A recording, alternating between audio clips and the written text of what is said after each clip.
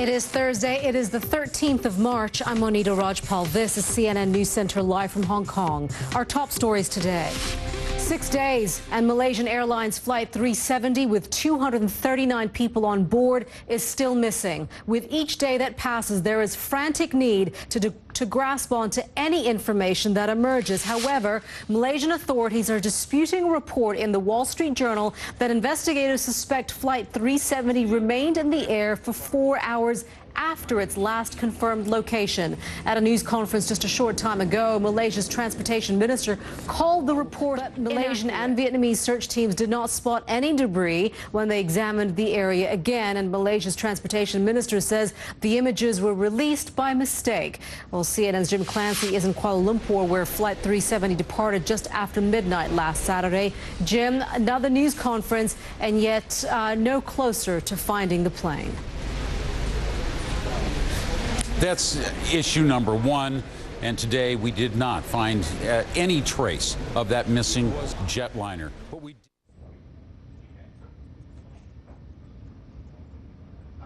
All right, we do apologize for that. We seem to have lost contact there with Jim Clancy. We'll try and get him back up again as soon as we can. We'll bring him back to you live when and if we can. Meanwhile, China is calling for more coordination and a, quote, smoother flow of information from Malaysia regarding the search. China's premier says Beijing will do everything it can to help the families of those on board the missing plane find out what happened. There are 239 people. Well, adding to the mystery, a Malaysian aviation official tells CNN that the last words from the flight crew of Flight 370 were, "All right, good night."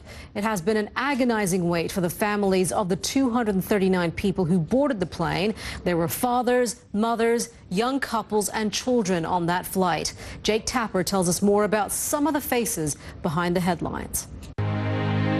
239 souls, including 12 crew and 2 we've re-established contact with our Jim Clancy in Kuala Lumpur with more on today's news conference and, of course, the continuing search for Flight 370. Jim?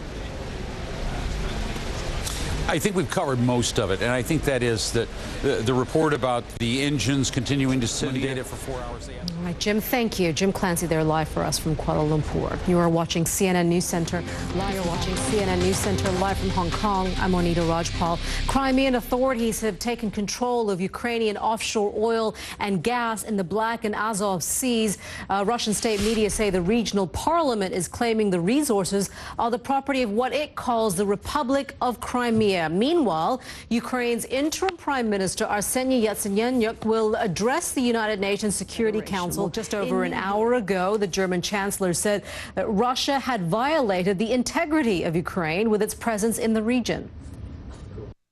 In this phase of insecurity, as the referendum grows near, unease is growing in Crimea. Diana Magnay reports from the region's capital, Simferopol, on the people leaving their homes for fear of what will happen after Sunday's vote.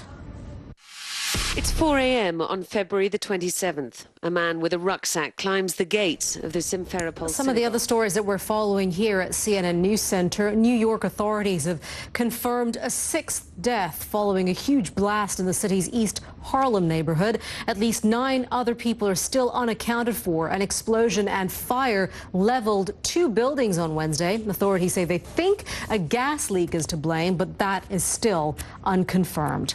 There's been a rare sighting of the Syrian president outside his stronghold of Damascus. Bashar al-Assad visited displaced Syrians in the town of Adra. The area was partially taken over by rebels 3 months ago. In a short speech, he vowed to provide basic necessities for the people there.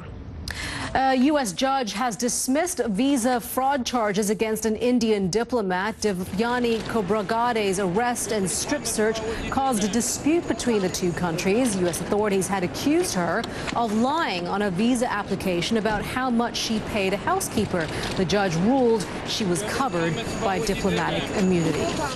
In the past few hours, rockets have been fired from Gaza into Israel, and this follows what Israel's military calls the most substantial attack against the country in 2 years. Rockets hit populated areas in southern Israel on Wednesday. The military responded by targeting 29 sites in Gaza. Well, let's get more on this from CNN's Nick Robertson. He joins us now from Jerusalem. And Nick, Prime Minister Benjamin Netanyahu said if it's not quiet in southern Israel, it'll be very noisy in Gaza. And it's certainly pretty loud right now. Yeah, what he's saying there is that force will be met by force, and he's being very clear about that. But I think one of the things that we can... All right, Nick, thank you for that. Nick Robertson there live for us from Jerusalem. Oscar Pistorius has been violently sick in court after photos of Reba Steenkamp's corpse were accidentally shown. Bloody images from the bathroom where the model was killed were displayed as a police forensics expert gave testimony. A police district commander is now on the witness stand. Stay with CNN for full coverage from the courtroom as the day progresses. Stay with us here on News Center. We'll be right back.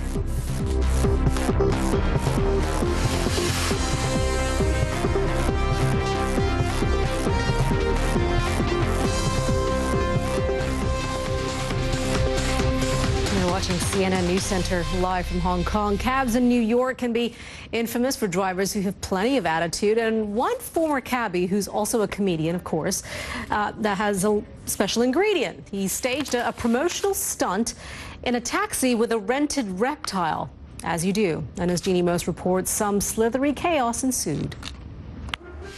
Hailing the cab from hell? What the? Jeannie Most, CNN. What kind of cab is this? New York. Yeah, that's just wrong. You're watching CNN News Center. I'm Monita Rajpal, live at CNN Hong Kong. I'll be back with CNN Newsroom after the break. Stay with us.